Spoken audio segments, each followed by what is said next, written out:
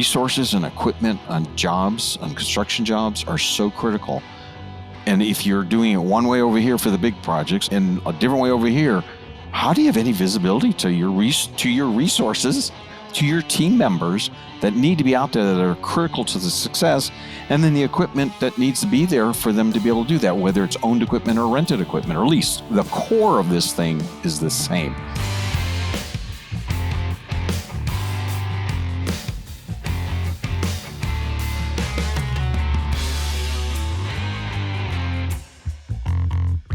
Bob, Scott, great to see you. Bob, you've been here before. Good to be back. Thank you, God. Good to see you. How'd you get back in here? Who let him in? Who let him in? Who let him in? I know. All right. Well, let's do these quick intros real quick. All right. So Scott, we'll let you go first since this is your first time on the show. Then we'll let Bob refresh everybody. Sounds like a plan.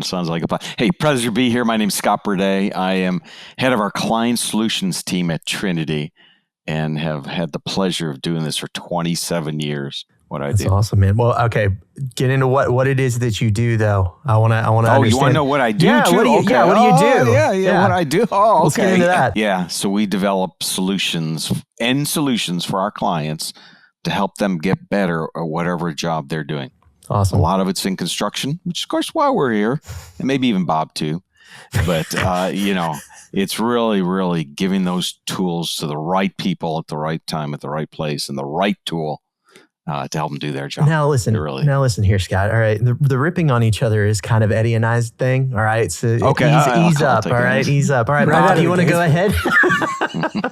Second time on board. I'll tell you what, we're going to keep ripping. Pleasure to be here. Thank you guys again. Great to see everybody. A little bit of backdrop on myself again to refresh. I spent really 20 some years really around lean process, Six Sigma, but honestly for the past decade, a little over in construction, and obviously working with some of the solutions that Scott obviously offers and helps kind of take and develop. And I was able to kind of really build out a lot of solutions for contractors, not just for the one I was at, but across the country as well. So I'm now on board at Quickbase as the principal industry advisor for construction overall. What's the big takeaway? I'll go ahead and give this to Scott first. Like, what's the big thing, maybe the big problem that we're trying to solve here for construction today? We'll go general, and then we'll start dialing in and get to some of the specifics. I think it leads to one word that if you can take that word and then we'll expand on it, it is inconsistency.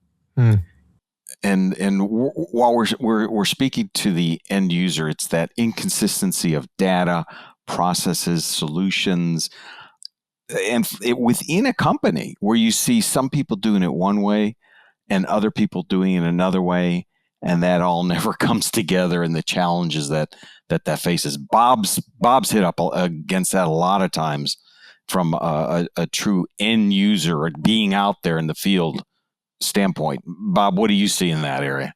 Oh, man. I mean, we can talk a lot about, we talk about process. We talk about how do we get the data that comes and begins to roll up to the top. And when you think about the processes within projects and jobs that we do, there's different sizes of projects that really at the underlying level have similarities.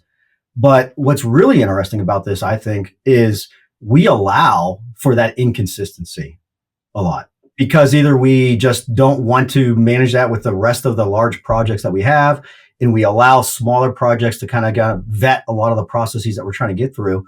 So I'm a big standardized operating procedure person. So we have to standardize, and all of the other stuff will come up, ultimately impacting the top and bottom line of your company. The inconsistency of data component, I don't know if I'm completely clear on that. Help me out here, right? So when we're talking about inconsistency of data, what are we referring to? What is the main pinch point there? Gosh, yeah. I'll jump in, Scott, on this one. And it could be a lot of different avenues. When we think about a contractor today, I was just talking to a lot of them. We look at whether that be sales, gross profit, when you begin looking and breaking it down even further, maybe that's RFIs, change orders. It can be across the board in terms of all the different impacts to a job and project. even when we start to go out and bid, are we bidding the large projects? Are we going after small? How is your organization structured?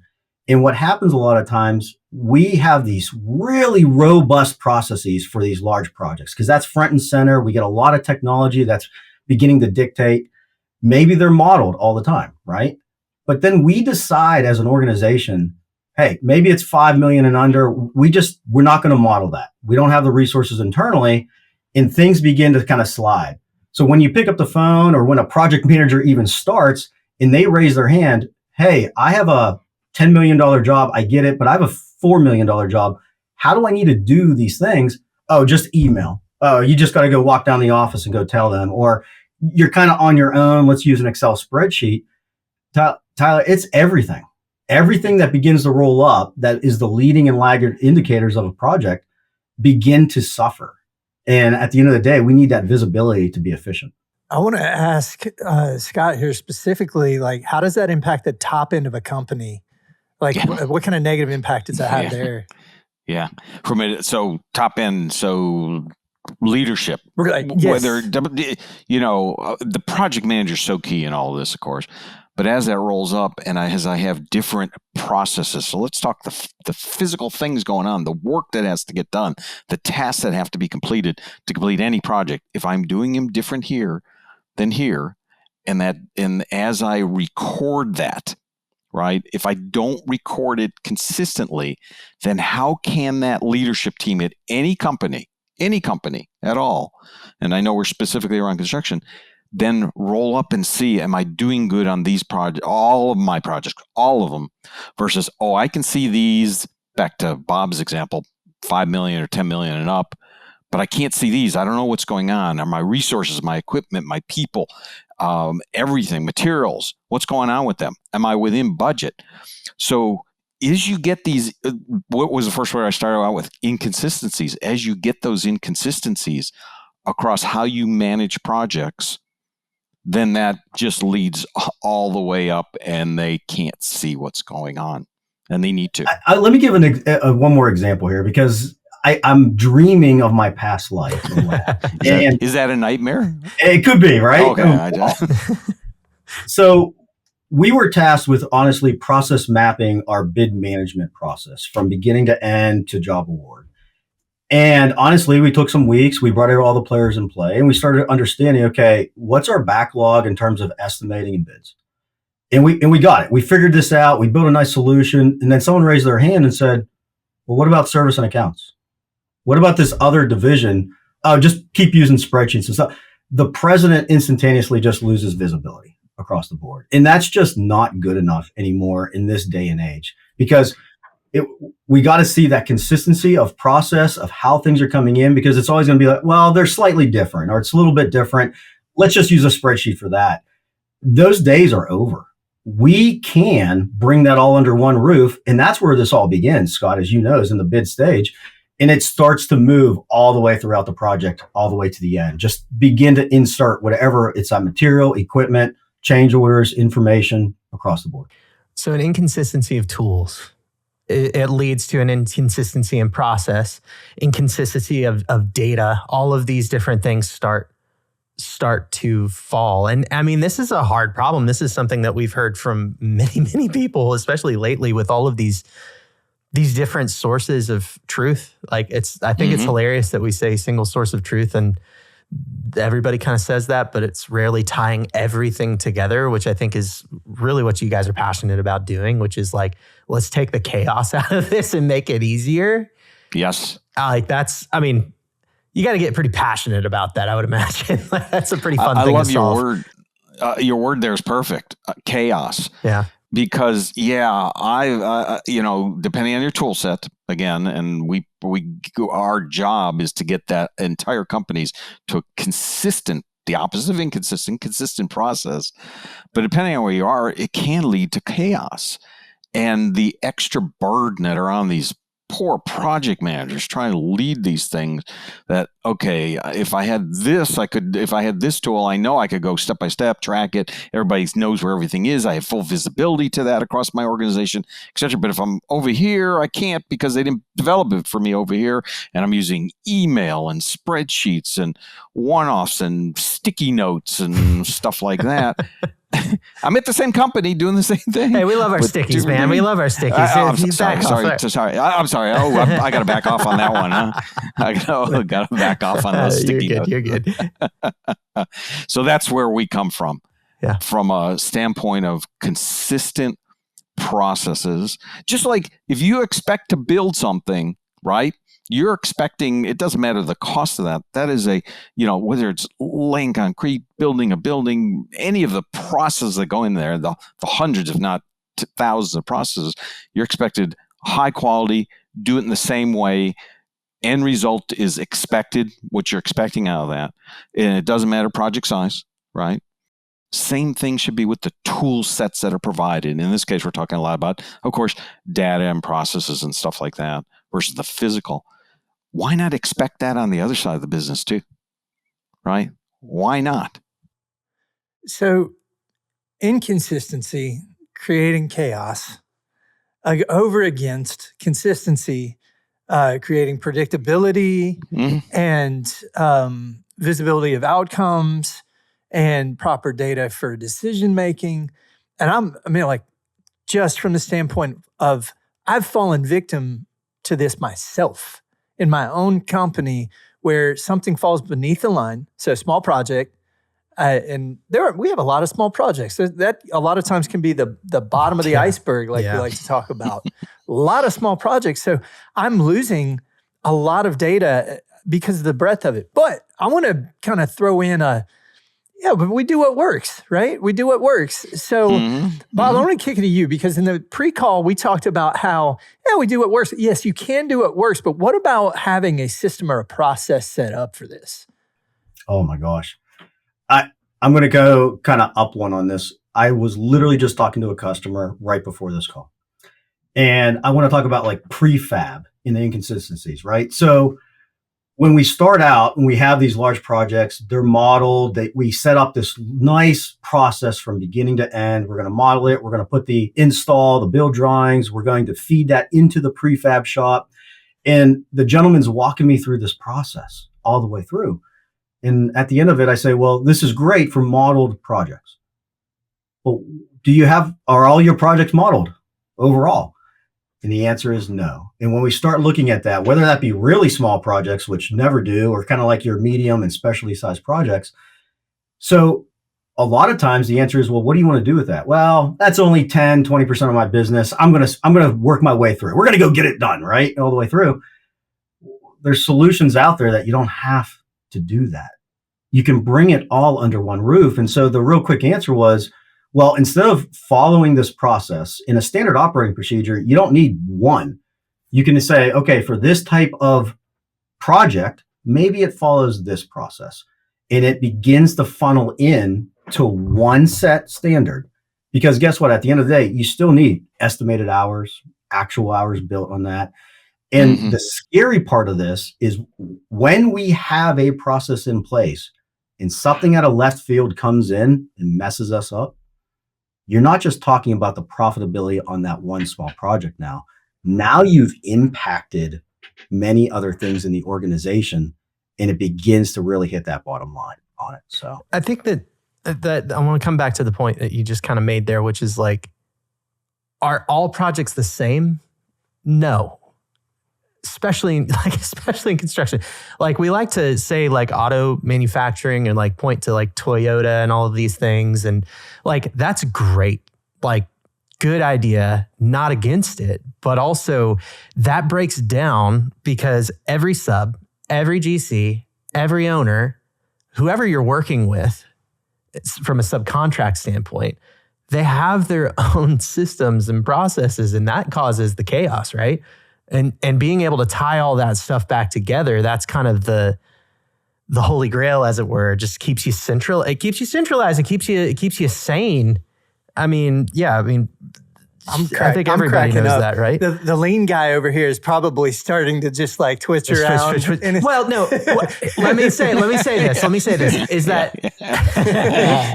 the process itself is good. I think the reason why you're passionate about this is like you have to tie all that data together in order to do the things that you want to do with lean, right? That's right. I mean, I think we were talking about sports a while back. For those that don't know, I'm actually a pretty big hockey fan at the end of the day.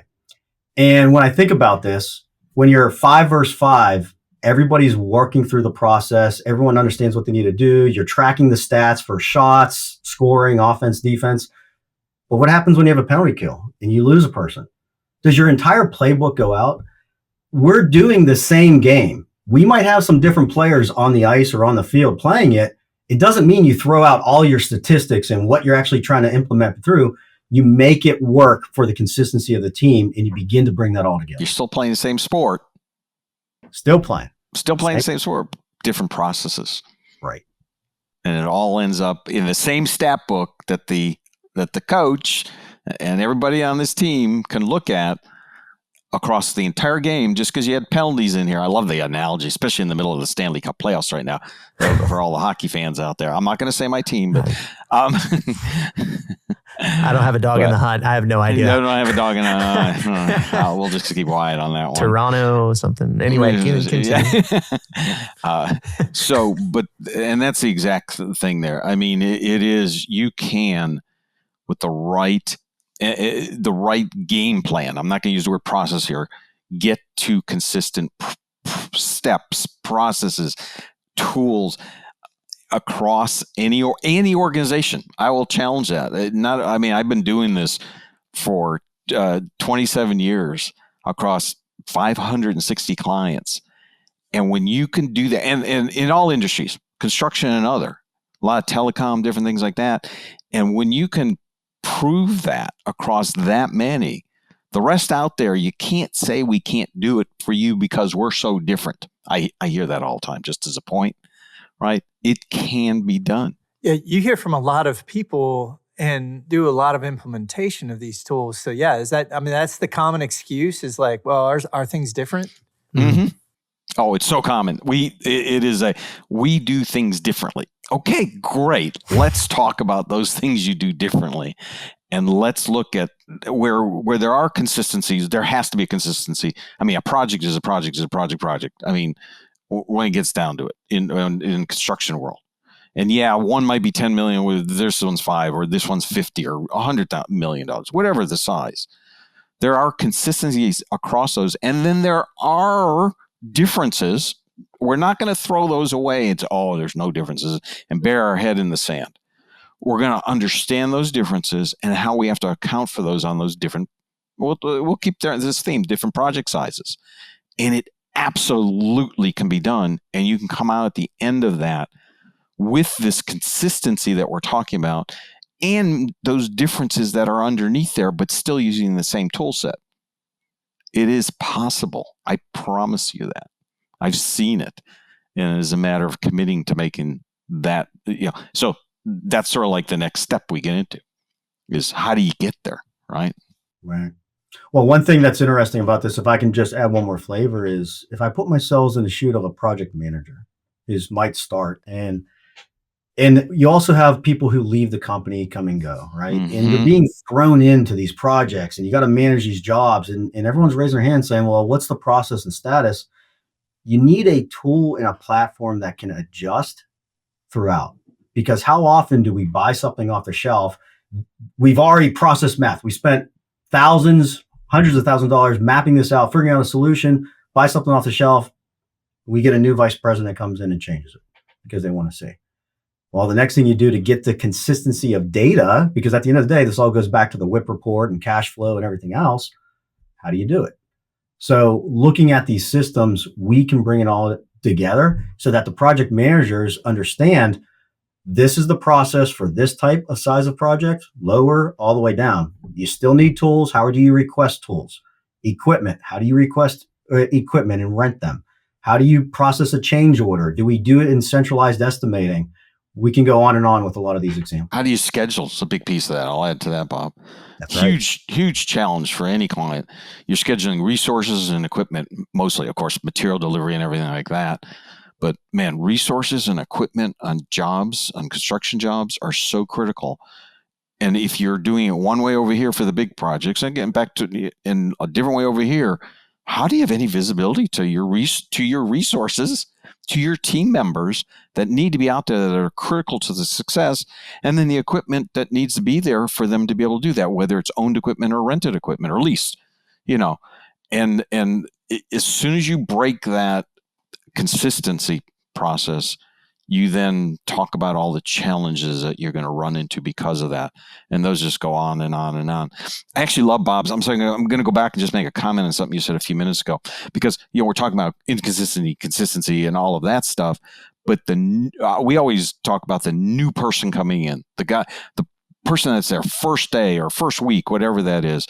And how do you get them into your processes, your workflow? Well, if I got one way over here and a different way over here and a third way over here, think about that guy and learning all of that stuff versus, okay, I've got a consistent process here. I can train him to that, our expertise, our excellence, our things like that. And yeah, there's some inconsistencies that I hate to call them inconsistencies, but differences in process for this type of project, or this job versus this job. But those are easy because the core of this thing is the same. That Bob brought that up. We hadn't even talked about that beforehand, but yeah, great comment with regards to that. On the morbid side, we talk about it as bus factor. You never want the bus factor to be one on anything. But on more of a bright side, the way I like to reframe that amongst the team, because when you start talking about that, it's like, oh, geez, who's about to get offed? Like somebody's about to get fired. So that's not good. So you don't talk about that kind of thing. What you can frame it up as is like, what about vacation? Like, this is something that's important to me. This is something important to you. So you're about to go on vacation, and you didn't follow process, and a call comes in, a problem comes up, something arises. What resources have you given to your peers to help you out, to help you stay on vacation, to help you stay with your family? And we try to frame up the consistency of the process. If we keep it all the way through and everybody does what they're supposed to be doing, this should be pretty seamless. So regardless of whether you're there or somebody else is there, information should be there. Data should be there so they can get to that. So I'll dovetail off of that because I wanted to come back to, I swear, Bob, you and Tyler had a common friend in the industry that you had both visited. Lighthouse. And Lighthouse Electric. I wanted to tee that up a bit because I was curious because it just kind of got left So, hanging. I talked to Theron over there. He's freaking brilliant. I want to get him on the show. He's incredibly busy. So shout out to that crew for sure. They're great people. They are buttoned up, man. Like, they are buttoned up. And one of the things that Theron was talking about when we were, having our discussion was how he was using Quickbase to tie everything together and how like everything was process mapped back into Quickbase. And so whenever we were on our last call, Bob, you helped set that up. So kudos, man. I thought that was pretty freaking great. Yeah, definitely a team effort, right? It doesn't take just one person. Right. And that's actually an interesting point is if you just have one person, you have one lens and one view. Yeah. And Theron, Dan, Adam, we can make the whole list there. Yeah. And just thinking through that process, obviously that's where a lot of this comes from. And we called it before, like we wanted to do 100% kitting and assembly for all jobs. And we knew that wasn't possible, right? But it sets the bar. And then from there, we say, okay, what are the intakes that are coming into it? And we ended up with this term called straight to fab overall. So that allowed us to say, okay, for certain jobs who aren't going to follow the process through Bluebeam and everything else, and how do you input the bill of material? This is what we need to see from the foreman, superintendent on the job site to make the rest of the process consistent all the way through. Because once it comes in, Theron has the planned manpower for the shop floor. We need to look at the material that we have.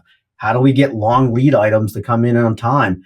A lot of this stuff can impact and have a trickle down effect all the way through. So And that team, I can't tell you enough. Just the passion. I think that word keeps coming out today. Yeah. Passion for change and innovation at that organization and what Theron's bringing, unparalleled.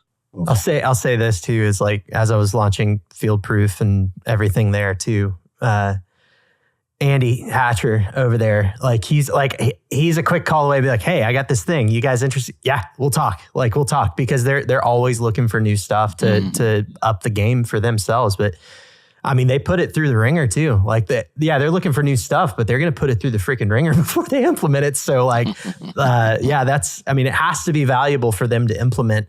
And so that was something that I was kind of geeked out about. I was like, hey, that was an instance I just kind of stumbled upon where Quickbase kind of came in clutch, where they were able to plug in all of these different elements together, get it in one centralized system so that everything just flowed. I'd love to. Yeah, I'd like to add one thing about. I mean, you mentioned Andy, and you got my brain going back in my past. Thank you, Todd. You're welcome. Thanks, Eddie. But what was really interesting on how these organizations think about using Quickbase is how many of us can raise our hand and say, I know exactly what the process needs to be every single time I walk into the room, right? We always say, if hindsight was 20/20, if I only had a crystal ball, et cetera. This doesn't start with a perfect process. This starts with bringing the team together, prototyping something quickly so that we can see it in real life. Because once you begin to see it, now your brain can go to step 2, step 3. And that is what we found as the beauty of this change management in Quickbase is you can build things in hours or a week and begin to build and build and build. And now it starts to come into frame.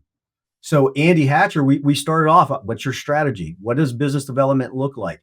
How does that begin to feed the estimating department in your other regions that you have? And when you start to build this Lego set at the end. So they use it as a prototyping tool. And then if it sticks, great. If there's something else, go for it. But think about the time and money we waste thinking we know everything in that process right now, and we don't. Scott, how much does attitude get in the way or matter? Like we talk about passion a lot. Like how many times do you see people getting in their own way with this kind of thing? Yeah. Everyone knows everything, and it's my way or you're the highway, right? Type thing. There are some people that do get in the way with that, but if you go in with the mindset of this is a team effort, to really think about this, to invest up front, to plan for the future, and we're going to do that as a team, and we're going to work together to get there. And no one person is going to dictate this effort, right? That we as a team are going to do this and define where we need to go. And we call that out in 4 different areas. Okay. That's productivity or efficiency. You got to look at that. Quality. We're all trying to get higher, better quality, right? Safety, critical to any company. I don't care who you are, where you are, unless it's all accounting. You're sitting behind a desk, right? Nothing against accountants. And then last piece, service and how you're servicing your clients. Communications, updates, everything dealing with. I mean, they're paying you. Let's make sure they get that service. And if you can go with those 4 things, we call those business process improvement. And you think about that up front. And you define how you want to work, the procedures, the processes as a team. As we always call them the core project team. Those guys that really understand where you want to go and the impediments today and how those can be eliminated. You document those, you look at that, and then you define. If that's defined, everybody says, that is the way we want to run our company.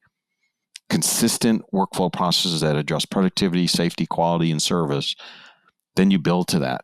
And as Bob was saying, if you pick the right platform, which we're here to talk about a little bit too, right? We've talked about Quickbase. We've mentioned it a few times, right? Allows you to do that in a way that allows you to test and change and build over time and not just be one and done. Here it is, go.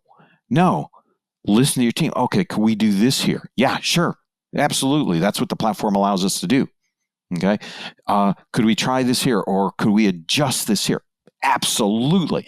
And the reception that you get from those team members, and I'm talking every person, not just the core project team, that you can make these changes pretty darn quickly.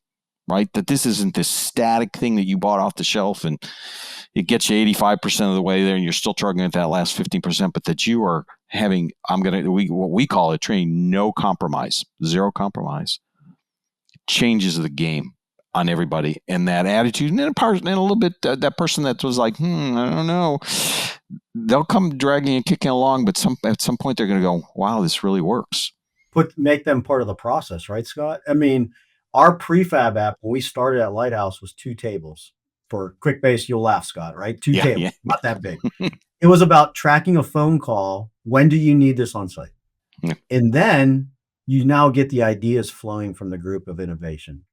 Well, if you can do this, can it do that? Sure enough. And we started adding it. Then we brought in the field, and then we brought in the VDC team, and we start getting all of those ideas together. Next thing you know, you now have this app that bridges departments and begins to connect all that information for small or large jobs. In a consistent workflow. We've just taken our word inconsistency from the beginning of this conversation and now made it consistent across your entire company. That's right. The changes that you see are radical. I'm thinking of the indicator side of things. You've got your leading and your lagging indicators here. Like, think about the importance of that can play into this. If you've connected everything else together, you're able to project, you're able to look forward, you're able to anticipate. You're not in scramble mode like you currently are if you can have all of that stuff harnessed in one spot. So speak to that. What can something mapped out, if you do that work to get everything refined, understand everybody's workflows and getting it into a common data environment, right? How can we project out further and make things better? Do you have any examples of somebody doing that? I actually do. I'm going to jump in on this one, Scott. And I mean, we can go across the board, but my mind goes to really, when you talk about leading and lagging indicators, the other thought that comes to mind is each company that we work with, each contractor might have their own unique ones. And so that's the fun part of my job, I think, is when you begin process mapping and understanding what is important to you in this process. The first thing that came to mind was tools and equipment. And we start understanding, like, okay, well, how do we begin to save money so we don't have to begin buying a $10,000, $15,000 tugger for every single job and project overall? Well, how do we begin to bring visibility to when that's going to be returned to the shop so that we can get it to the other projects that are requesting it overall? Sure would be nice to have a report on a dashboard that says, here's the 5 jobs, here's where our tools and equipment are at for a dollar value that is above a certain threshold. And everybody begins to choose their different ways of how they look at it, and we can match to that. And so don't sacrifice your value proposition. It could be the same thing around safety and pre-task planning and JSAs. And Scott, I would be real curious on what you've seen in there as well. But bring that all into your cockpit that makes you who you are. Don't sacrifice and have to buy software off the shelf where it's like, I'm being forced into this. Now you're commoditizing who we are. Keep your identity. That's right. Yeah. And application platforms like Quickbase here that we're talking about today enable you to do that. I'll give you the simplest thing. What do you call them? Projects or jobs? Yeah. I don't care. We're going to call them what you call them. And that simple thing, well, we're not going to call them jobs anymore. We always have for 30 years that we've been around because this solution calls them projects. Right?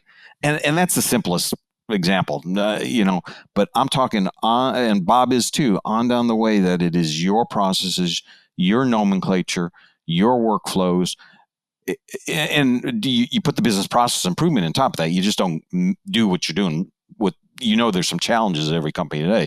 You fix those up front, you define the fix, and then you develop that in your workflow. And when people see these things, what's interesting as you bring people in, Bob was talking about prototype and things like that. And as you develop these things and as they start to get into them, because you don't wait till the end, you don't come back a couple months later or a week later, whatever that is, here it is. You bring them in slowly and they go, ooh, that looks like our stuff. Oh yeah, I understand what to do there. I don't need much here. Yeah, got it.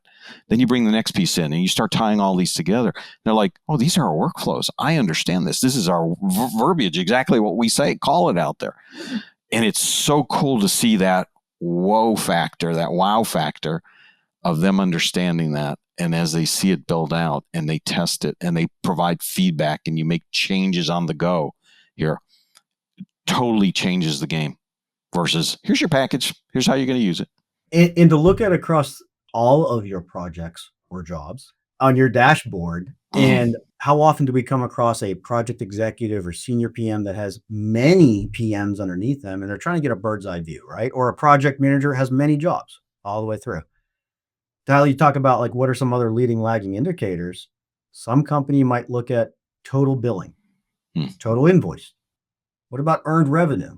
What about over under billing? I mean, we can think how we want to slice and dice a lot of these different things, and companies are at different stages of evolution, I guess I should say, with these data inputs. And so some don't even know what earned value management is and revenue. So how do we begin to match where you're at today, but allow for that progression to go and move forward with it? When you talk about percent completes, is it total financial percent complete? Is it labor? Is it material? Is it by phase and cost code?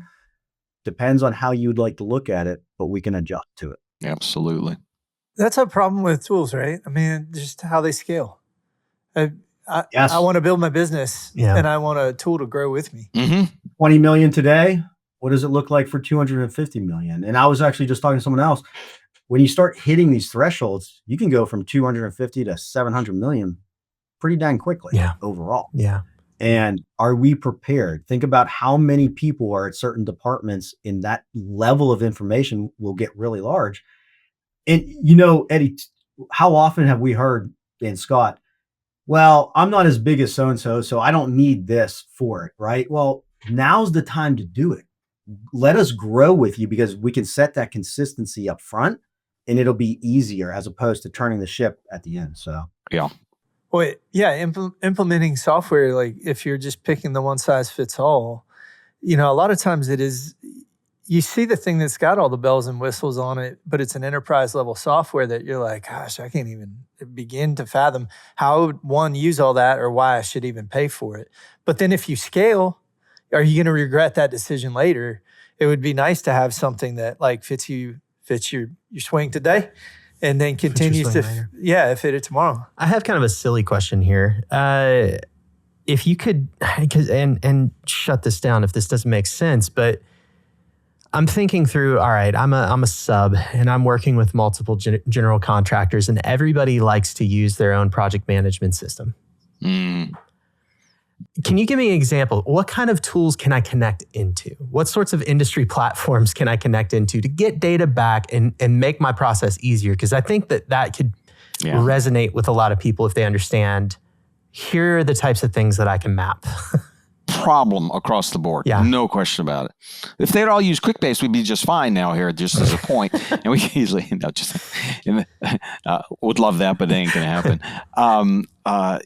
So I can tell you this, the Quickbase platform has integration with some of the biggest tools out there to bring data back and forth, in and out, right? To be able to hook up to those for some of your larger, contractors, GCs, whatever they are. For either small ones, you can hook into that data, or you can even just import the data on a daily basis. They can send you a file and we can build an import to update that. There are so many different ways to integrate that where you need to, or provide them access to yours, and maybe they're going to update your one little piece on that one, 4 or 5 projects that you're managing with them, and they'll update that for you on a daily, weekly basis, whatever that is. There's just so many options there for integration that are out there. There's only, I'll tell you this, in 22 years of building on the Quickbase platform, there's only been one integration that we just said ain't happening. Just one. And we have literally thousands running day and night to tie data together, push data one way, pull it another, touch this. Some of them are near real time, some once an hour, once a day. There was only one. And I'm not getting into all the details. It was just an ugly old DOS something or other that the data was formatted, for those of you that was just formatted as ugly as could be. That it was like, ain't working. I was going to make a joke. On that because my wife and I were talking about this the other day. Somebody recommended that they put a table into a Word doc instead of using Excel. And so on the process side, it's like everybody's got their own process. And then I'm sure you walk in some places, you're like, okay, so some people use Excel, but we use Word and we put a table in it because. Oh my goodness. Well, Tyler, I got to jump in on this one because what you stated was obviously one of the biggest problems right now, I think, that we're seeing with it. And I don't know if you meant to do this or on purpose, but what happens is a lot of these companies, if you think of yourself as a sub and you have all these GCs and different projects with all their different, first of all, you might not even have a system in place in your own four walls to track the data because you're so exhausted from all the different systems you have to match to. And what you actually just did, you also now have your silos. Well, okay, for this GC and these large projects, we're using XYZ for this to do RFIs and change orders. For this GC, we're doing this. But what are you doing in your own four walls to capture the data? Because now we all know information is king, and we need to help trend that. Likewise, what about smaller projects that might not have any system overall? So that's where we begin to default to these SharePoints, these Excels, and everything else. So Scott's already alluded to, we can integrate, and I'm seeing more and more buttons and more integrations and AI say, okay, if the project is long enough, well, let's go spin it up. Let's make that connection into this system, and let's push them out our RFIs. Let's push out the change orders, the submittal logs, and begin connecting that up. You have another project. Let's connect it. Make it part of your job setup process all the way through. This is so relevant because I know so many people deal with this. I've spoken to so many people that deal with this recently. And it's music to my ears to be able to plug all this stuff back to one place. People need that too, but also knowing that it's accessible, I think, is a big aspect of this. And I know, Bob, like we've had previous conversations about how accessible Quickbase can be for people to just build out whatever the heck they need. And then there's also, assistants out there like Scott as well to bring the processes to life. So, yeah. I got to say this because, what's really cool is when you've gone through this process, you've defined your business requirements up front, you've done the business process improvement, you've gone through the development and you're testing and working through it, and the team's all inputting to this, and you're making these changes, everything we've talked about in this call. You get to the end and you implement this and you see the change in the organization. And then the owner comes in and he looks at it, he goes, "This is what I've always envisioned." You brought to life what I was always thinking, right, Scott? This is what I've always talked about, and just bring it all together. And that point is priceless for us to get to when you see those leadership of the company saying, and the team's doing it. I love the leaders. We're nothing against the VPs and up and everything like that, but that core team is doing that and saying, this is the way we need to run our business. Yeah, and the leadership's blessing that and the workflows. But then when it's put into action and put into processes and applications built out and integrations tied together, and they see that and they're like, wow, why didn't I do this earlier? I can tell you guys are a little bit passionate about this. Yeah, maybe just a little bit. Yeah. All right, we got you fired up. I think now is a good time for a megaphone now. Here we go. Yeah, here we go. All right. So Scott, I'll give you 60 seconds to answer. Bob, you get 30 seconds because you've been here before, all right? So I'm gonna cut you just a little bit. So Scott, if we were to give you a megaphone that could speak to the whole construction industry in around 60 seconds, what would you want to say? 2 words. Continuous improvement. Not standing still, not accepting what's there today and saying I can't do anything about it, but really understanding how to move. Number one, move your business forward, just like we're talking about most of this call. But then after that, and getting them to a new state, continuously doing that over time. The best businesses in the world that I have seen, and I've worked with enterprise down to small companies, 10, 20 people, right? And everything in between, that say, I'm going to make continuous improvement a hallmark of my company going forward, starting now, going forward. And the input that you get in that and the change that you see in people, that they're listening, they're hearing, and they're making those changes. And that happen to have a platform that does that really nicely too, to implement that. It's amazing where these companies have gone and what we've seen them and help them grow. Awesome. Well, all right, Bob, You're next. Scott went a little overtime there, so now you get 15 seconds. I'm just kidding. We got to shrink it 30 up. seconds. What do you want to say? Here's something that I've witnessed personally, and for the whole construction industry. It's very easy to get excited about the new shiny object, tech, all of that stuff before. And a lot of times we hear about the new generation coming up and how they're there. I'm going to tell you right now, let's not forget about the people and the experiences that got us to this point, because that's what brings the other layers to this pie that we're going to fix the real problems that's going to get us situated at the end. Because I see a lot of rework happening because we're always just trying to be at the spear of the head and nobody's listening to the experience that we've seen. So let's bring it all together and let's make sure people are heard at the table all around. Preach it, man. Love that. Scott, Bob, thanks for joining us this week. Appreciate you. What a pleasure. Thank you for the time. We appreciate it. Thank you.